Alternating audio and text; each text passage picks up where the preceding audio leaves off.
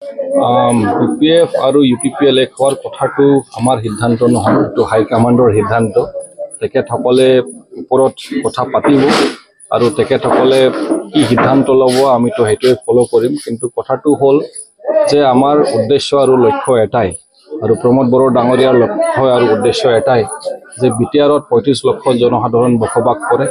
তেখেতসকলক আমি কি ধৰণে উৎসৰ্গা কৰিব পাৰিম, তেখেতসকলক সেৱা আগবঢ়াব পাৰিম আৰু তেখেতসকলৰ ভৱিষ্যতৰ কথা কিভাৱে আমি সুনিশ্চিত কৰিব পাৰিম, সৰু সৰু কণমান ল'ৰা ছোৱালীৰ পৰা আৰম্ভ কৰি বৃদ্ধালৈকে আমি কি ধৰণে তেখেতসকলক আমি সেৱা যত্ন আগবঢ়াব পাৰিম, সেইটোৱে মেইন উদ্দেশ্য আৰু লক্ষ্য। ইয়াত যদি কাৰোবাৰ লগত এলায়েন্স কৰিব লাগে, ইয়াত যদি অকলে থাকিব লাগে, যিটো দি জনসাধাৰণৰ ভাল হ'ব সেইটোৱে কাম কৰিব, সেইটো আমি বিশ্বাস কৰোঁ। তেখেতৰ নেতৃত্বৰ ওপৰত আমাৰ দৃঢ় বিশ্বাস আছে আৰু সেইকাৰণে সিদ্ধান্তটো সেইফালৰ পৰা আহিব, সেইটোৱে আমি কামনা কৰিছোঁ।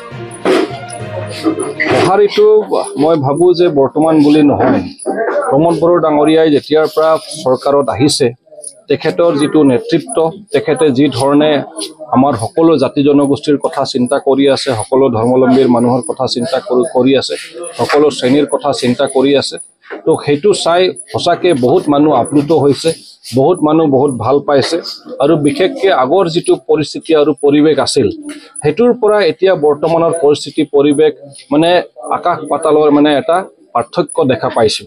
আৰু সেইকাৰণে ৰাইজে এতিয়া বহুত ভাল পাইছে যে আগত ইমান অশান্তিত আছিলোঁ, ইমান ভুক্তভোগী হৈ আছিলোঁ, বহুত ধৰণৰ ভয়ভীত অৱস্থাত আছিলোঁ, কিন্তু বৰ্তমান আমি শান্তিত আছোঁ আৰু লগতে সাহসত যিকোনো জেগাত যাব পাৰোঁ, আগৰ নিচিনা ভয়ভীতত থাকিব নালাগে।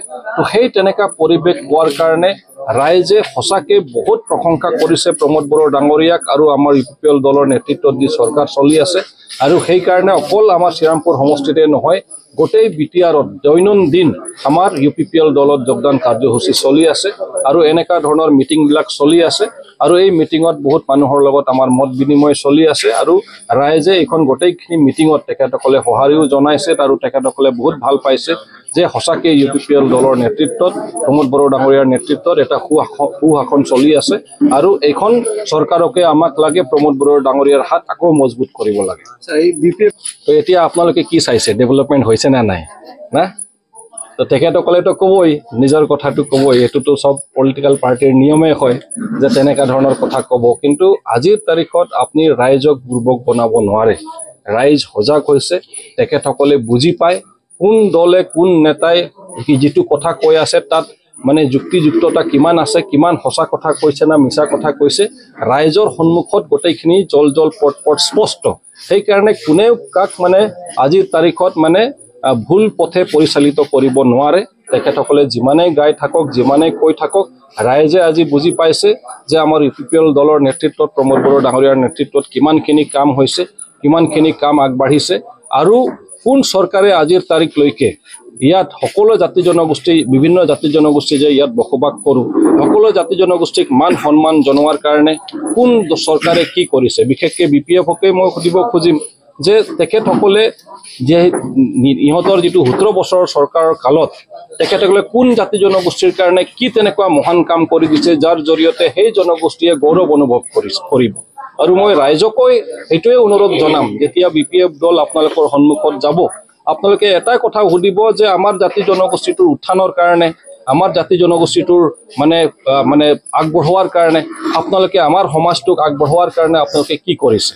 আমাৰ যিবিলাক মহান নেতাবিলাক আছে, মহান বীৰবিলাক আছে, তেখেতসকলক মান সন্মান জনোৱাৰ কাৰণে কি কৰিছে। আমাৰ যিবিলাক বিশেষ দিনবিলাক আছে, যিবিলাক আমি পালন কৰোঁ, উৎসৱ আকাৰে পালন কৰোঁ, সেই বিশেষ দিনবোৰৰ কাৰণে আপোনালোকে কি কৰিছে। তেতিয়াই আপোনালোকে জল পট স্পষ্ট হৈ যাব, তেখেতসকলৰ মুখটো চুপচাপ হৈ থাকিব। কিন্তু UPPL দলৰ তাত গোটেইখিনিৰ এনচাৰ আছে। ধন্যবাদ।